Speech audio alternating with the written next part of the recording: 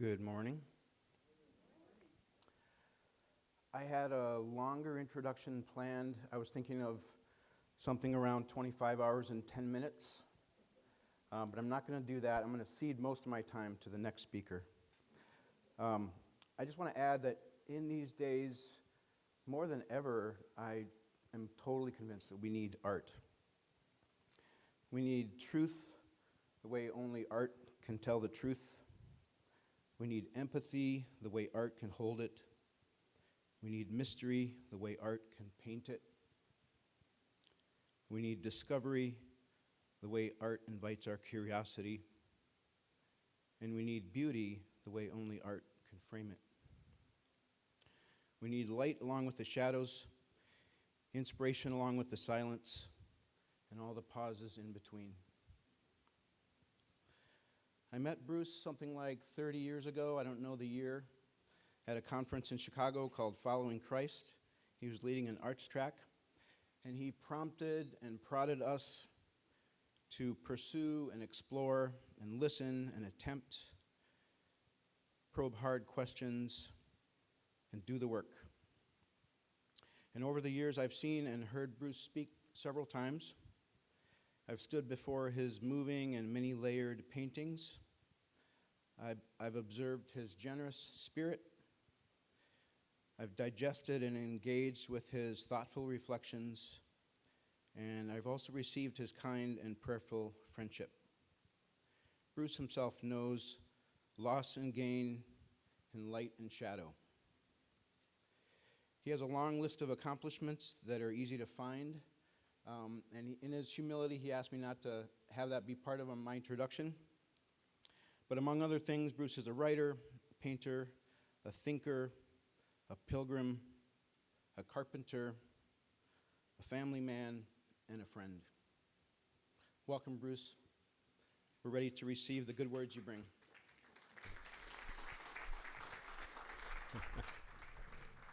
Thanks, Barry.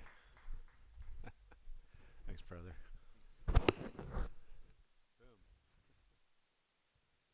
Well, good morning. Good to be here again at Upper House.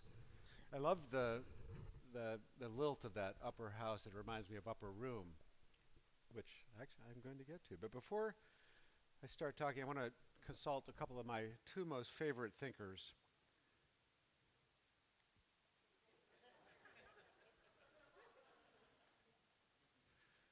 This is my latest snow sculpture. Where? All of this. But you didn't do anything. Right. Art is dead. There's nothing left to say. Style is exhausted. Content is pointless. Art has no purpose. All that's left is commodity marketing. Consequently, I'm signing this landscape and you can own it for $1 million.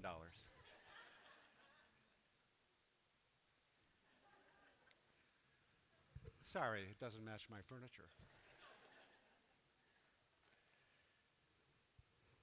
So this morning I was listening to Anne Lamott. Maybe you know Bird by Bird and some of her. There's an hour-long interview of her that's been recorded in the last couple of days. She's such a hoot. And she said this morning, she said, laughter is just carbonated holiness. So I love that. But the lilt of my talk this morning is actually a little more serious. I've entitled it Costly Simplicity, Seeking Beauty in a Wounded World.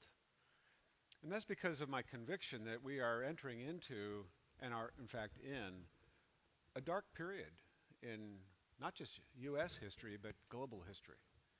And this is a time for Christians to step up. If there was a time that we were made for, it's a time such as this. And the proof of that is the invitation that we got from Jesus to come to his table. And we know what his table involved, right? What makes this night, coming tonight, different from all other nights? Does anyone recognize that line? It's the beginning of Passover. It's spoken every Passover. What makes this night different from all other nights? And if you know the story of the Passover, it was a horrible night. Each of the Israelite families had to slay a precious animal and take the blood of that lamb and paint it over their doorpost so that the angel of destruction, which was coming, would pass over that household. And that angel of destruction came, and it took out the firstborn of all of Egypt, not just of humans, but of all animals, all life. I don't know what you think about this, but I'll just say I'm grateful that Jesus has invited me to his table. And he said that night at the so-called Last Supper, I have eagerly desired to eat this Passover with you before I suffer. So what's interesting about this Last Supper that is so famous, this Da Vinci painting, is that we see in Jesus' face this melancholy, this sadness, because that Passover is not going to pass over him. That angel of death is coming for him. And after this, he went into the garden and prayed that the cup would pass his lips, that he wouldn't have to drink from it. But he said, nevertheless, thy will, O Lord, be done, not mine. So I want to start today with some initial questions. Is art or beauty a luxury mostly enjoyed in safe, affluent times? Happy times? Is it irrelevant or inaccessible during a politically charged or war-torn time, a darkening time? Is it unavailable? Hear this. And when we see him, there is no beauty that we should desire him. He is despised and rejected of men, a man of sorrows and acquainted with grief. From Isaiah 53, the famous suffering servant passage. This figure is the central figure in a large altarpiece near Colmar, France. The Eisenheim altarpiece, painted by Grunewald in the early 16th century, for a hospital that was a quarantine hospital, was set up for people who were suffering from something called St. Anthony's disease, which was thought to be highly contagious, like the pandemic that we just lived through recently, only worse, because the symptoms were high fevers, gangrene, loss of limbs, legs, arms, noses, almost like leprosy, only worse because it came on fast and was thought to be extremely contagious. And so there was a hospital set up in a monastery for these sufferers of St. Anthony's disease. And Grunewald painted this altarpiece for the chapel of that hospital. And he deliberately made Jesus gruesome. I mean, truly gruesome. Ghastly greenish tinge to the flesh, thorns sticking out, his lips dried, and, it's just a horrific looking image. He deliberately made it ugly so that the people who felt ugly inside of that hospital realized that Jesus was one of them. Quarantined, having lost their faces disfigured, having lost arms or legs. Here's the interesting thing about this painting. Can we dim the lights somehow? There's a detail of this slide that has to be seen in the dark. Okay, so look at either screen, but look at this seam right here. It goes up right through Jesus' arm. It's part of the altarpiece that's the central panel altarpiece, the crucifixion. The altarpiece opens up and it cuts off Jesus' right arm. And this is what you see when you cut off his arm. You see a jewel-like beautiful interior with, on the left-hand side, the Annunciation, the angel Gabriel coming to Mary. In the middle, you see the Nativity. And on the right-hand side, you see the resurrection of Jesus. Below, a constant, is the entombment. So here's what the whole thing looks like, and it's now in the Unterlinden Museum. But my reason for starting off with this gruesome-looking crucifixion is that much of the world's greatest art, music, poetry, is made in unfavorable circumstances. It's made during war, during outbreaks of disease, hunger, poverty, mental distress, emotional suffering.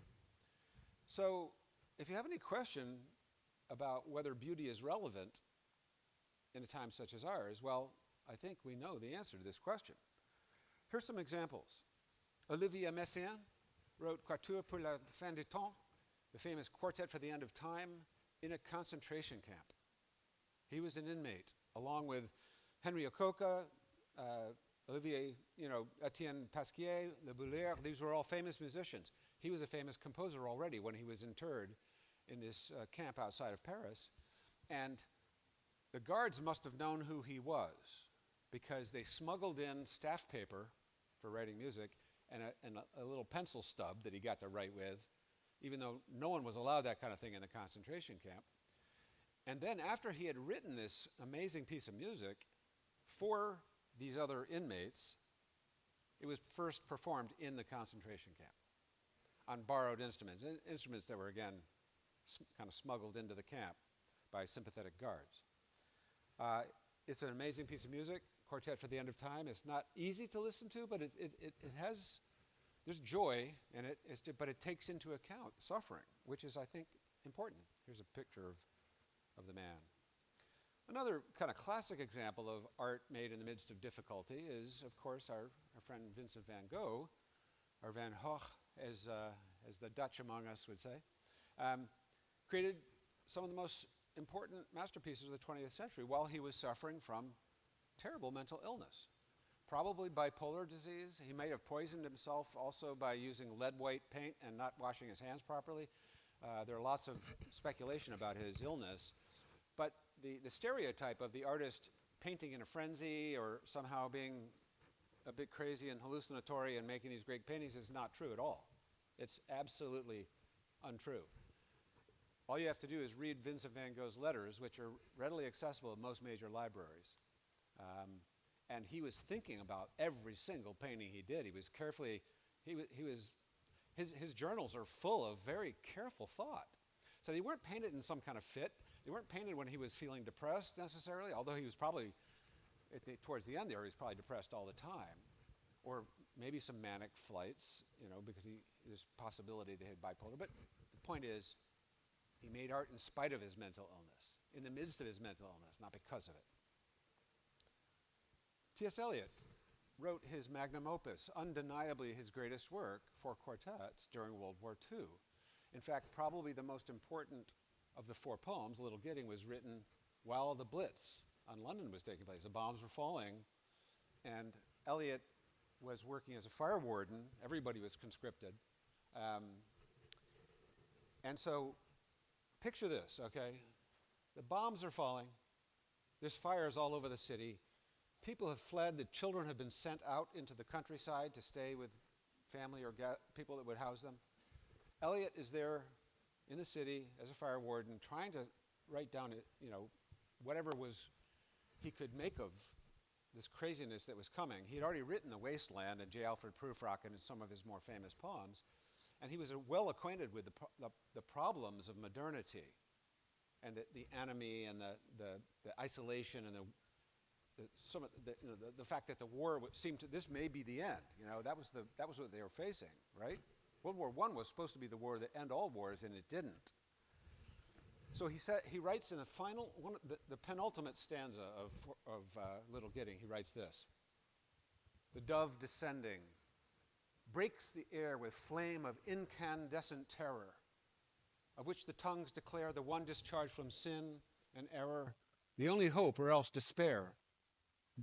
Choice of pyre or pyre, to be redeemed from fire by fire." So, if you listen to the musicality of those words, you don't have to get everything that he's saying there, but the dove descending breaks the air with flame of incandescent terror, of which the tongues declare. He's equating the falling of the bombs with the descent of the Holy Spirit.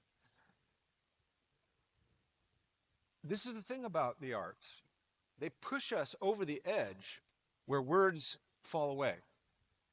And even poetry, which ironically employs words, does the same thing. It takes us into that territory of feeling and thought and encounter where we lose control. Because our words are a form of control. Our numbers, our formulas, our definitions, our propositions, they're ways of holding on and comprehending. In fact, the word comprehend means to put your hands around. That has the same root. To get a handle on something is to comprehend it. But there's a lot that's incomprehensible.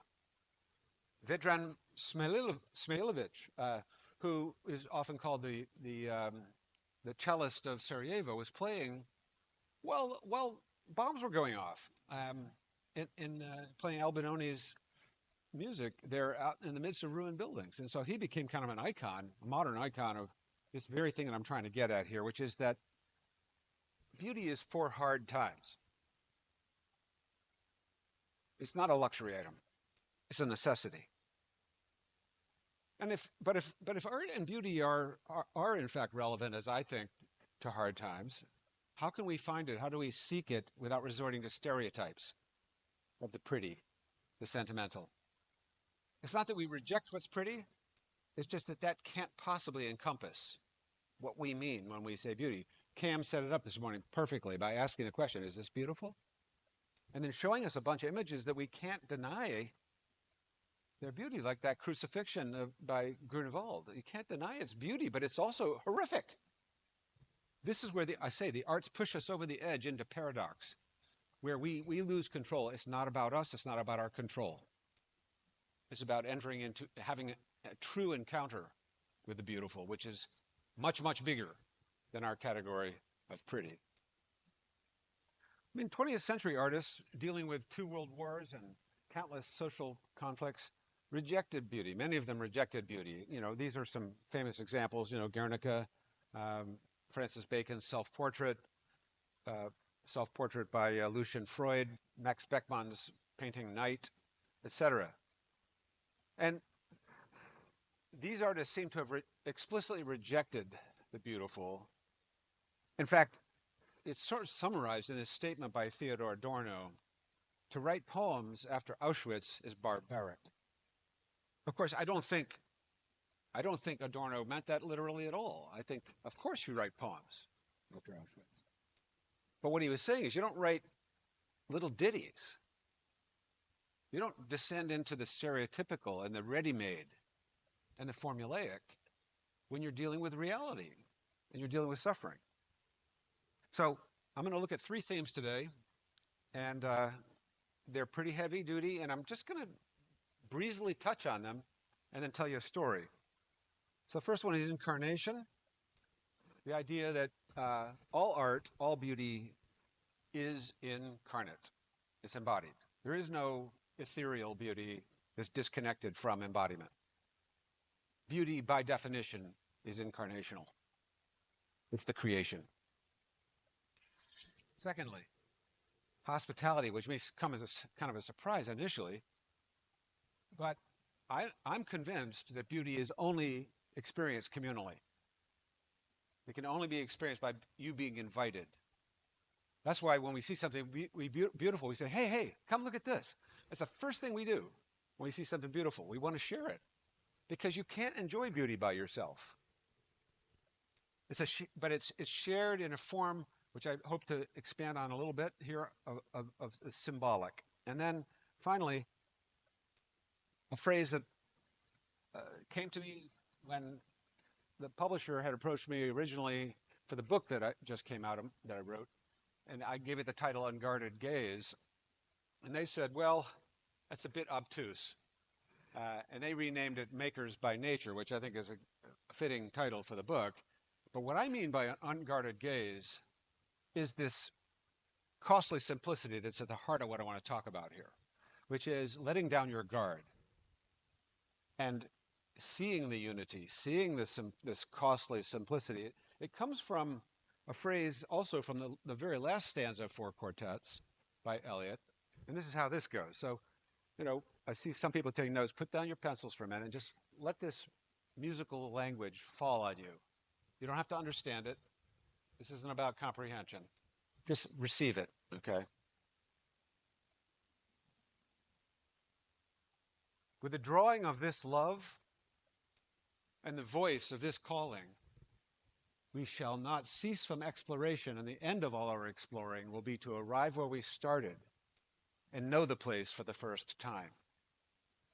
Through the unknown, remembered gate, when the last of earth is left to discover is that which was the beginning at the source of the longest river, the voice of the hidden waterfall, and the children in the apple tree, not known because not looked for, but heard, half heard, in the stillness between two waves of the sea. Quick, now, here, now, always, a condition of complete simplicity, costing not less than everything. And all shall be well, and all manner of things shall be well, when the tongues of flame are infolded, and the crowned knot of fire and the rose are one. So you don't even have to understand what I just said. You got it. You felt it, right? But that's what poetry does. That's what music does. Last night we listened to Mia perform this astonishing piece of music, which entered into our nervous system directly and changed us. So a little more about that theory in a minute, but before that, a quick story. So this is me, little baby in my daddy's arms. I want to say everyone is born an artist. Everyone, without exception, is born an artist. Some of us just never outgrow it. So here I am. I'm 3.5 years old.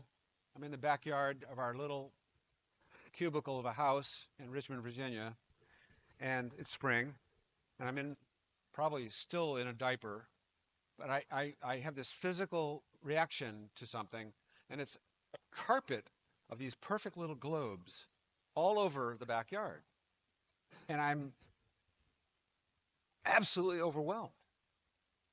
And I pick one of them, and I breathe on it, and it explodes, and at the middle of it is another perfect little globe. And it just burst into tears. And I'll never forget this. This is one of my earliest memories. Later on in life, I discovered that under an electron microscope, pollen, which we all sneeze at, looks like this. And through a telescope, looking in the other direction, the planets look like this. And so that early intuition, the reason I wept was for joy, because I realized I had seen the mind of God. I didn't have that kind of language. I didn't know words like transcendence. But I encountered transcendence in that little common wildflower, which could also be a planet, which could be a world. Those gossamer threads coming out to form a perfect sphere around another sphere. Spheres nested in spheres. So everyone's born an artist. Some don't outgrow it. I was not a particularly gifted artist as a kid. I got an award for being a good writer, but I was no prodigy. As you can see from these examples, the little spatter painting with a monogram and this invitation I made for my mom and dad to come to Mrs. Clark's sort of reception, 5th grade reception. I was not particularly proud of these drawings, but I loved making art, and that's what drove me. It was more love for making than any sense that I had some special talent. And I would wager there's a bunch of people in this room who, like me, just always feel better when you're making something, whether it's a loaf of bread or whether it's an oil painting. Because we were made to be makers. It's in our nature. We're not made to be consumers. You know, we're a consumer culture, and that's why we're so sick. If we could get over that and start making stuff again, I think our culture would heal. Anyway, my family was like most families, full of love, full of hurt. My older brother here in the tub with me, who I adored, got dosed with LSD-laced Kool-Aid at Woodstock and became psychotic and killed himself. These things happen in families. If we went around this room, we'd find lots of pain. But we also have lots of joy. There's lots of love. And so I want to just say, but I reacted badly. I left home when I was 17, pretty much to get away from all that. and joined a rock band and played lead guitar and vocals. That's me right there. And, I say I reacted badly because the right thing to do would be to stay and look after my parents, because when my brother committed suicide, it devastated them. But I needed to breathe, and so I left and found my way north. They were living in Atlanta at the time. I found my way north to Gloucester, Massachusetts. I could fit everything I owned in this little Woody wagon, this Morris Minor, my very first car. I could fit everything I owned in that little car and still see out the back. That's the way of life, that I wanted. I was very proud of the painting I did on the bass drum for our band. Our name changed every couple of weeks. This was Mothers of Insanity. But when I moved to Gloucester, the best thing that ever happened to me in my entire life, and that was meeting Meg. She was an art student at an art school nearby. I was working in a fish packing factory. At that time I'd gotten the first good job I could get, good paying job, sawing fish. And we were just kids. We got married a year later. She was 19, I was 20. We just celebrated our 51st wedding anniversary. And my son just celebrated his 50th birthday. So we were kids. And we made kids right away. So, like I said, my son beat us to our first wedding anniversary by about 2 weeks. So he's 50, my daughter's 45. She's an opera singer. You'll hear from her in a few minutes. Those are some great photographs my wife took. After I was married and after we had kids, I did things backwards. I finally went to art college and started learning the skills, all the typical things, drawing from the figure, doing endless self-portraits because it's a cheap model. So I'm going to show you a series of self-portraits here really quickly, and you'll see something happening. Can we kill the lights again? I don't think we really need the lights up here. Thanks. That's perfect. My first self-portrait was, aiming at the highest degree of realism of which I was capable at the time.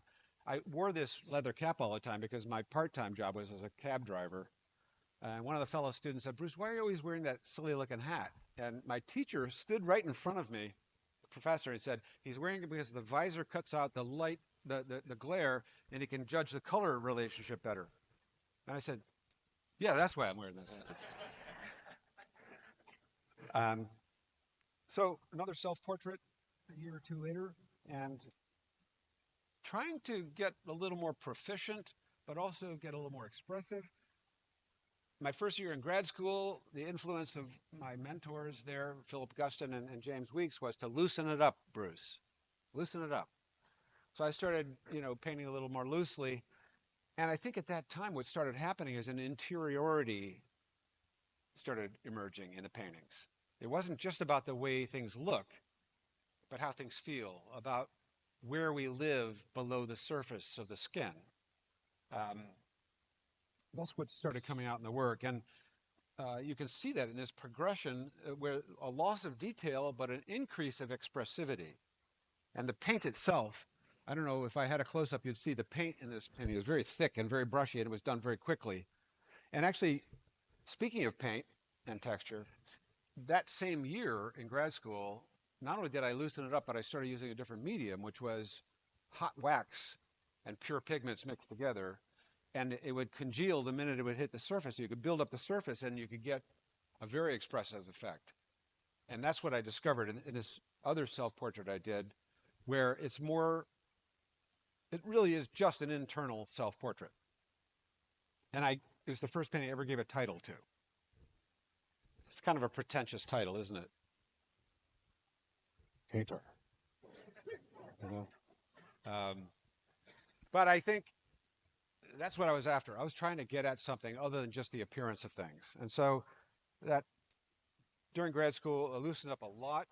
Those little encaustic paintings, the hot wax method, led to some big paintings. The encaustic paintings like this one, about 14 inches square. Dream energy coming through these things, I think. This cat figure with a saxophone kept showing up in these paintings. Very influenced by German expressionists, the French painter Georges Rouault, people like that. But these little tiny paintings that are only about that big gave birth to colossal paintings, bigger than I am, bigger than my arm span. And it was these paintings that won me the exhibition prize of the MFA program I was in at Boston University that sent my wife and myself and our 2 children to Italy for a year, all expenses paid. It was a pretty amazing gift. And it was money that was donated by Philip Guston, my mentor. He didn't know I was going to get it because it was given, the decision was given to an outside committee, a jury that awarded me this. And I actually secretly thought that he didn't want me to get it.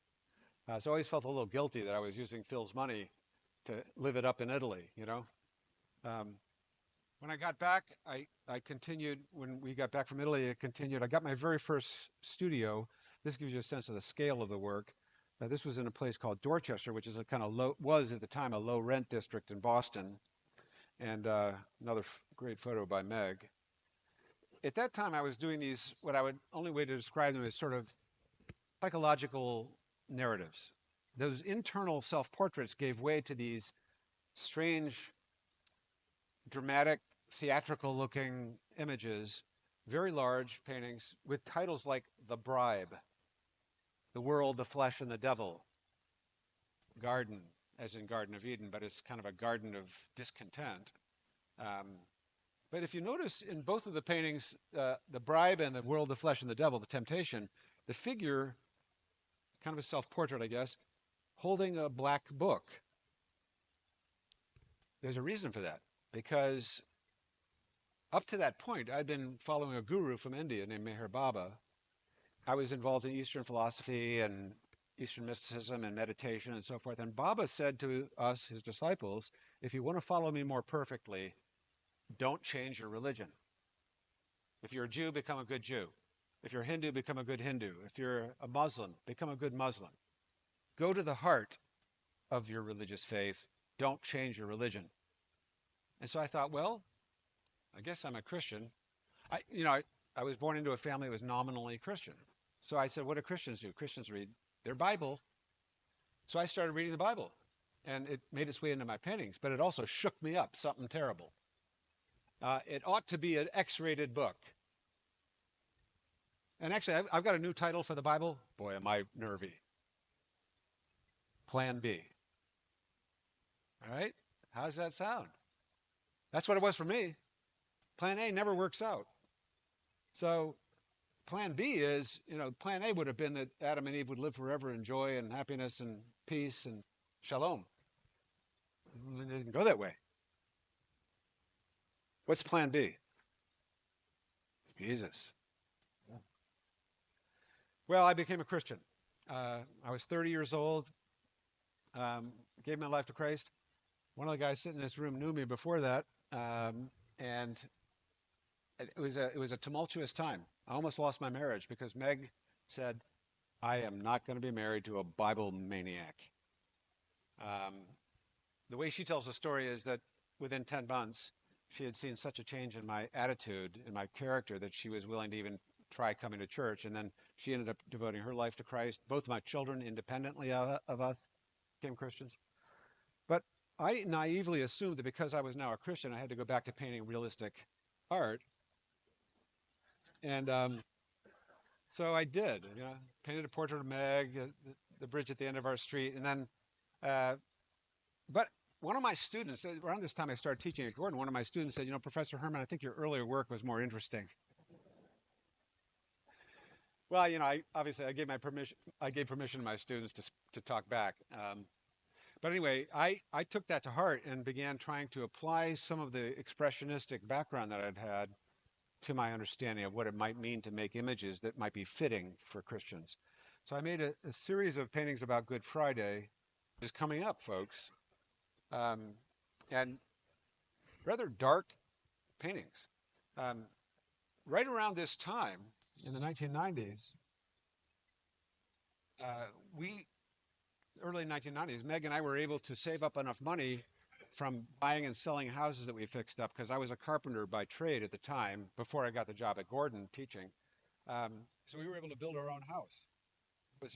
I was quite proud of it. It was a very comfortable, very nice house, all open beams inside, etc. And within a couple of years, it was struck by lightning and burned down.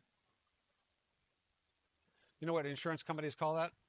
An act of God. You know, if a natural disaster is called an act of God, which was really interesting. Um, the only thing that was left of the house was the smokestack, the fireplace, because it was made for fire. Redeemed from fire, by fire. And my entire library of about 2,000 volumes was absolutely cooked. It's a new definition of cooking the books. The only spine that you could read on any one of the books in my library was this one. And so my friend Eric held the lights while I took a photograph of it, and then I touched it and it turned to dust. It just absolutely crumbled to nothing. So something was holding those letters together on that spine of that book for me to see. We rebuilt that winter. That was fall of 97, winter of 98, 97, 98. We rebuilt, and this is what the house looks like today. Pretty much the same house, but it changed my work, and I started doing a bunch of very smoky-looking images. Lovers in a Dangerous Time. I saw Satan fall from heaven like lightning. Prayer and Distraction. I was also doing paintings that were very hot. The palette, very red, a lot of blazing colors. I did a whole series called Building in Ruins, which I thought of both as a building in ruins and also the act of building in the ruins. And among them was this painting, Elegy for Bonhoeffer, which I'm just going to show you a couple of close-ups and then I'm going to close.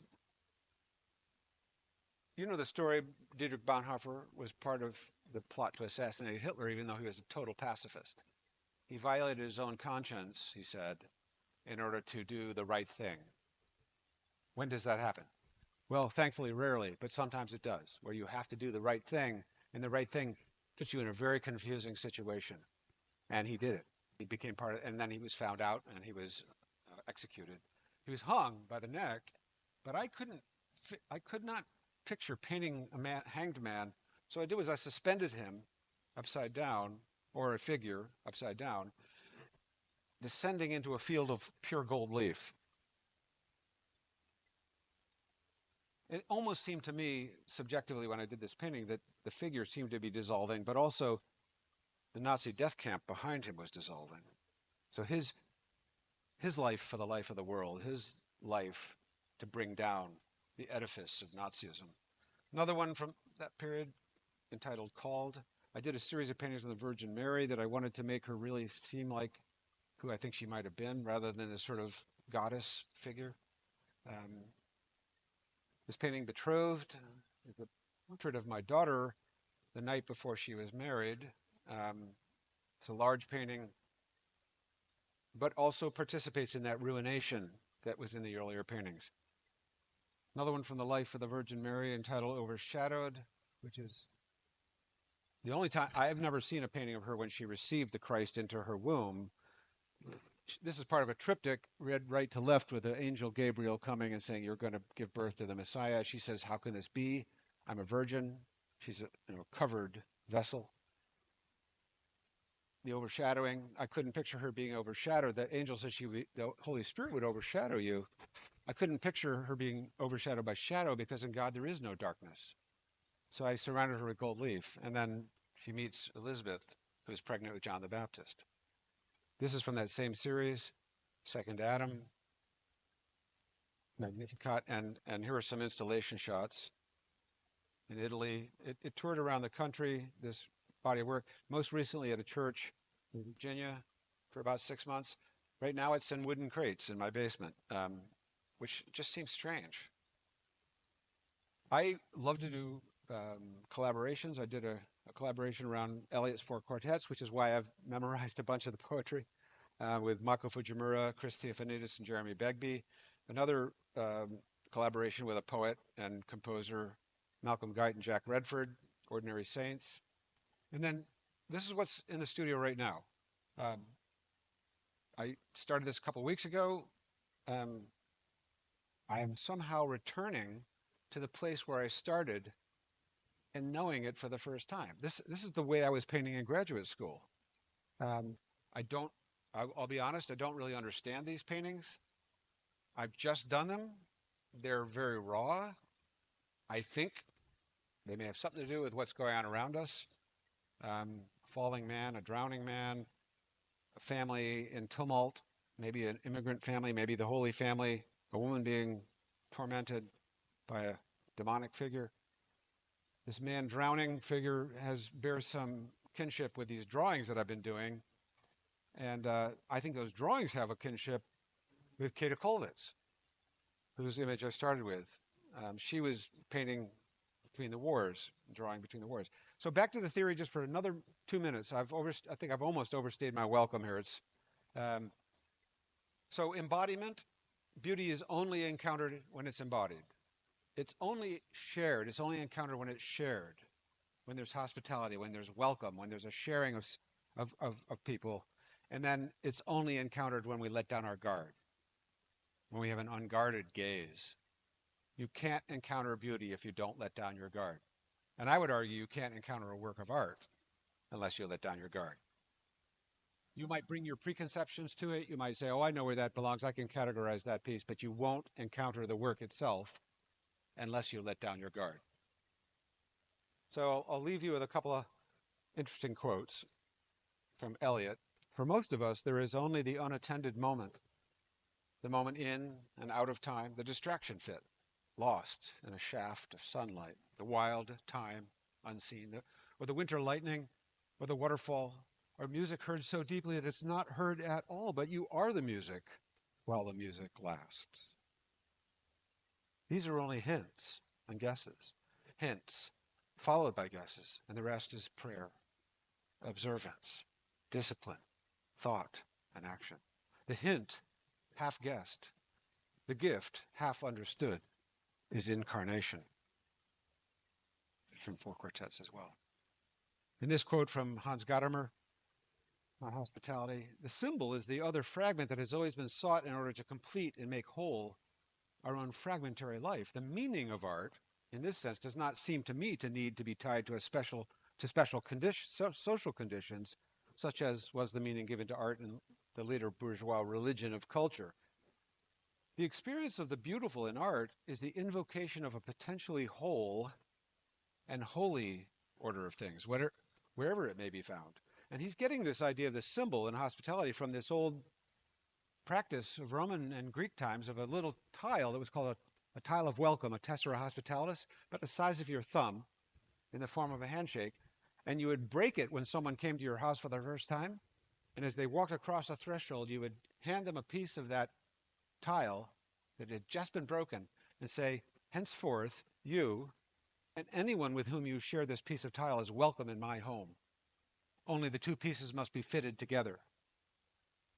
That's what a symbol was. Literally, it was a little tile of welcome. And of course, it's come to mean all kinds of rich, nuanced things for us. But it's an act of hospitality. We make meaning together. But there's also an element of danger there. When you welcome a stranger across the threshold and you break something, you're enacting the danger of that moment, which is it may not turn out the way you expect if you invite angels to dine with you. That's what it says in Hebrews. Do not neglect to show hospitality, because some have entertained angels in doing so. And of course, referring back to Abraham and the oaks of memory. So that's hospitality. And then finally, an unguarded gaze, a condition of complete simplicity, costing not less than everything. And all shall be well, and all manner of things shall be well, when the tongues of flame are enfolded in the crowned knot of fire, and the fire and the rose are one. The fire is the fire of divine love. The rose is the multifoliate rose of Dante, the Divine Comedy, which is the symbol of the church. And the fire and the rose are one. All shall be well. But it's a costly simplicity. Hans Urs von Balthasar, we no longer dare to believe in beauty, but make of it a mere appearance in order the more easily to dispose of it. Our situation today shows that beauty demands for itself at least as much courage and decision as do truth and goodness. She will not allow herself to be separated and banned from her two sisters without taking them along with herself in an act of mysterious vengeance. We can be sure that whoever sneers at the name beauty, as if she were an ornament of a bourgeois past, whether he admits it or not, can no longer pray, and soon will no longer be able to love. Beauty is that important. As Prince Mishkin says in Dostoevsky's tale, The Idiot, beauty will save us. I talk about this more in my book, but I'm going to end with a song from my daughter.